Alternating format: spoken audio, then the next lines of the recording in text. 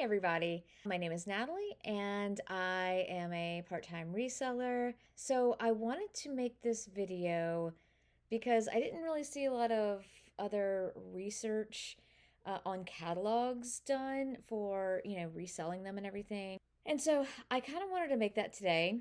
Also, this is my second time making this video, and I thought the first one was really good, and I didn't quite I'm still getting used to how the Mac makes videos, I guess, and like picture on picture. So I'm still kind of figuring that out. So please bear with me. I hope this one sticks because, man, that was kind of a big video to just kind of like lose. So anyway, what we will get right into it. And also I will kind of give, if I have any info about these catalogs that I know of, I will let you know about those as well. All right, so let's start with the Delia's catalog, and I'm sure some of you probably already know about Delia's. They were a teen magazine back in the 90s, and right now this is a lot of four Delia's catalogs. And this is kind of later in the game, honestly. I honestly was probably getting these in that era, but I got a lot in the late 90s. And man, this catalog, just to get like one thing was pretty expensive for our household anyway. I remember getting like maybe one chain wallet, and it was like a cutesy chain wallet. I could never afford any of their like awesome skirts or pants or anything, but I did love getting their catalogs, and they're kind of known for uh like this kind of like typesetting, like how it says "a place in the sun." It would kind of have like these random words, word placements, and like random sayings all over it, and it was just a out of the box type, creative type catalog for a teen fashion magazine. It was really cool. Next, we're going into another teen fashion magazine. And by the way, these are sold listings. So these four Delia's catalogs did sell for 150. They got one bid, which is still amazing. Um, this Alloy catalog got sold for $130. I did like Alloy as well. Alloy actual they were kind of out at the same time as Delia's, but eventually they ended up buying Delia's in about 2003, per my research. I feel like Alloy had kind of very similar clothes to Delia's, but was more like, as you can see here, guys and girls. So kind of a unisex type deal. Although I am seeing mostly girls. I feel like I'm seeing guys too. I just don't remember from like, yeah, I definitely see guys stuff too. But like on the front, it's definitely more towards girls. And I love how on the front it says, "Let Tori Amos judge your poem," and you get to meet her backstage. That is awesome. I do remember Tori Amos putting out an album in that same year of 1999, so that's a lot of fun. Okay, let's head to the next one. We're gonna get a little bit racier, so watch out. Okay, the Victoria's Secret catalogs. Now, these are all sold listings. I'm just kind of showing generally what you might see. 1999. I mean, you could easily sell in 90s catalog for probably around this range. $20 to $30 is what I'm seeing. I'm just going to scroll down to show you what it's looking like.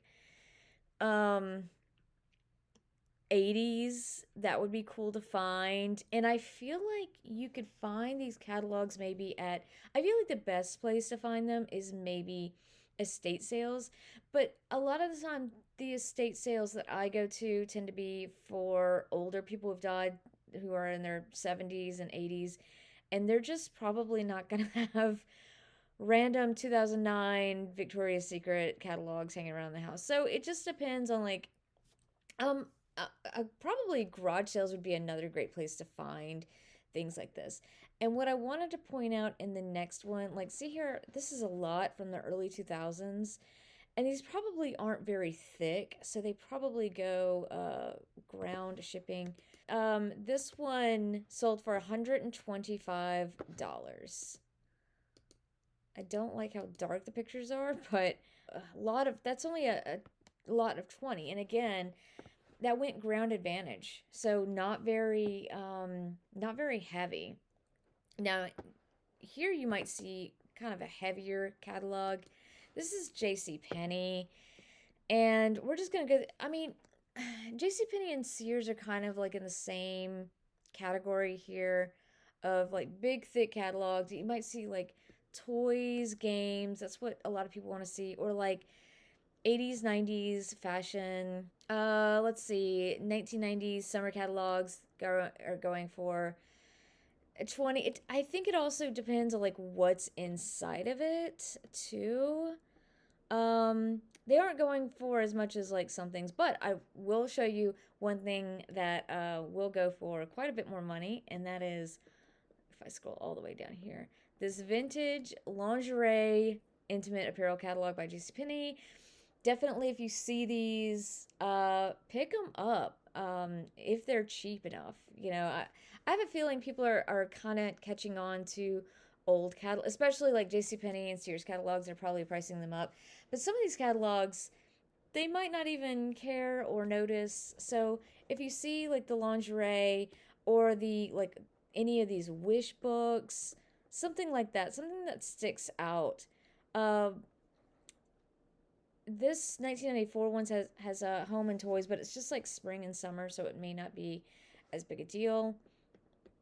All right, let's go to this next one, and this next one is not a sold comp, so I'm not sure what it would actually sell for. It may sell for a lot lower here, but I thought this was a cool one. It's done by JCPenney, and it's like, it looks like it was trying to copy Delia's, Alloy, those kind of catalogs.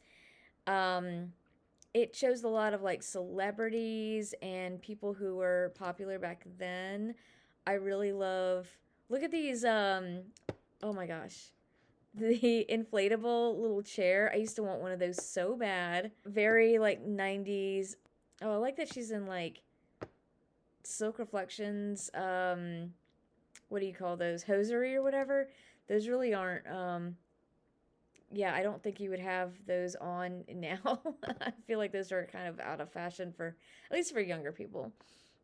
And then that it has Chiba Mato in here, which did I miss?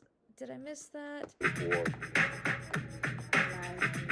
But Chiba Mato being on the front here, that's pretty cool. Video Game College, How to Be a DJ. That's all like really cool things I would definitely like to find in a catalog.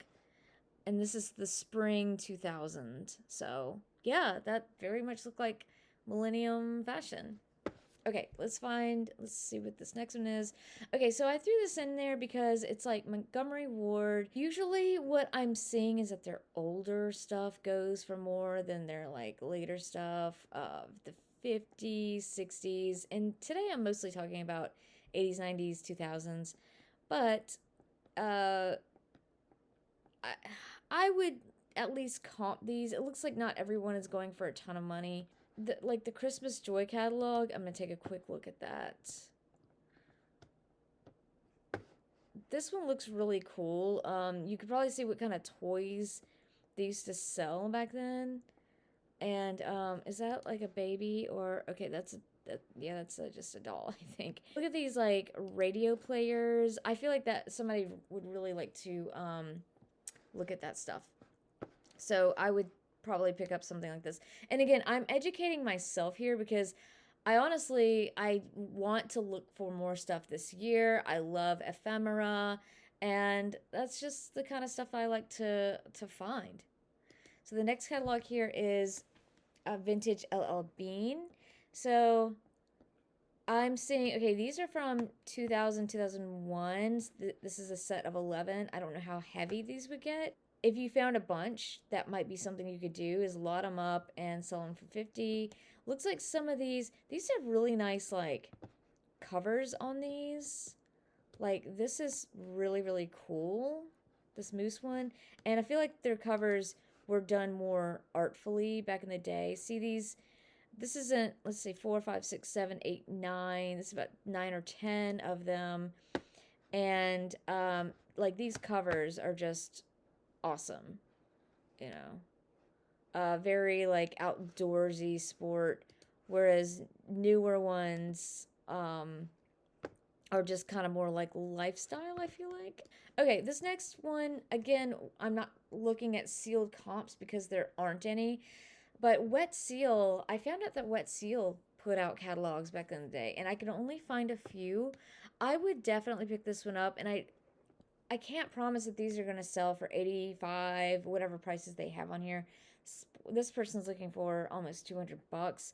I don't know if they're going to get that, but I feel like the 40, $50 mark, and especially this one's 98. So I mean, people definitely want to look at that kind of fashion. But I do feel like Wet Seal was more for like, I feel like people went there to find going out clothes, prom clothes, more like, I don't know, you have an event, so let's go to Wet Seal and let's see what they have, rather than like Delia's and Alloy was more like casual everyday wear, what a normal teenager might would wear. This is a Babbage's holiday catalog, and what Babbage's was is it was a it was a it kind of it was basically GameStop before GameStop. It was competitive with Electronics Boutique. Sometimes they were in the same mall. I definitely remember them being in the same mall here in Baton Rouge. And I actually got my PS2 from Babbage's. So, yes, I'm kind of old. But I feel like this is something I personally would love to pick up because I like video games and stuff, and especially retro things like this. It's fun to see. People love to find out how much things were back in the day. Like this is a Super NES, $130. But I feel like, okay, I wonder, I feel like Super NES was kind of old by that point. Like I feel like we got it in 1993.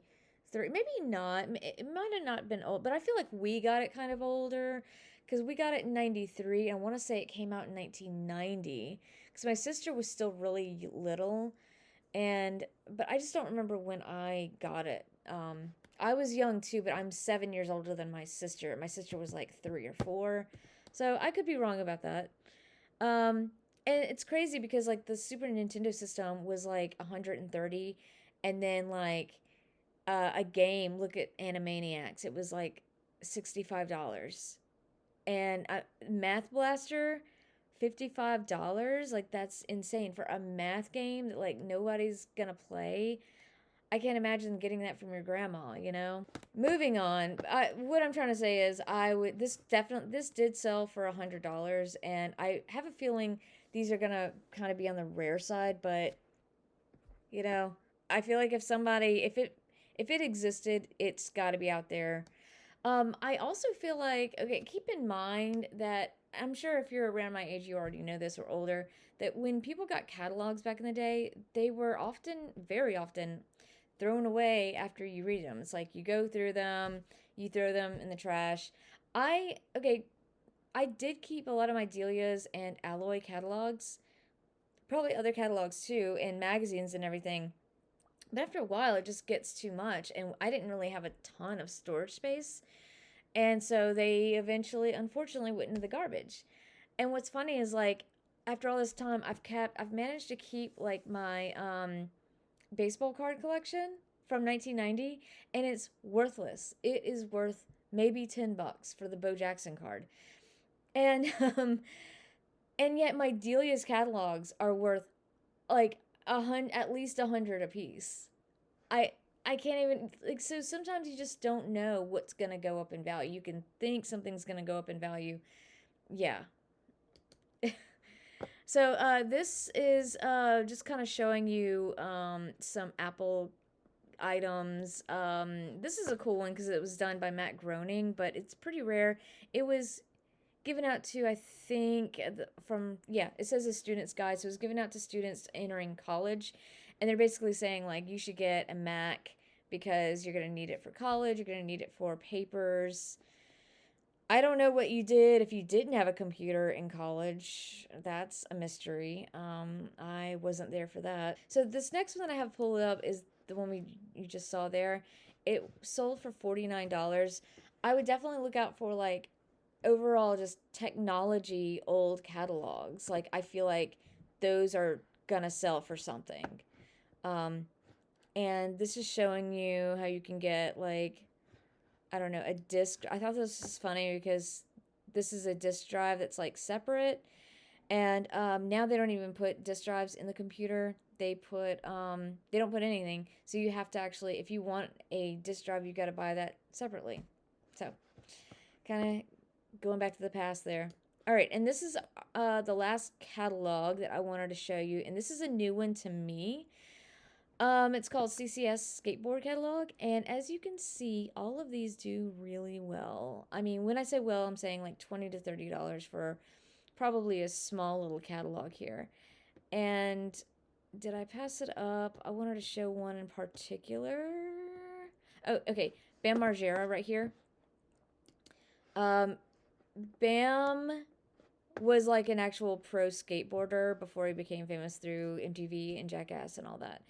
And so I feel like this would be something. I mean, if I saw this, I would pick this up in a second. So that was pretty cool. But yeah, I love learning about catalogs. I definitely, I wish I could learn.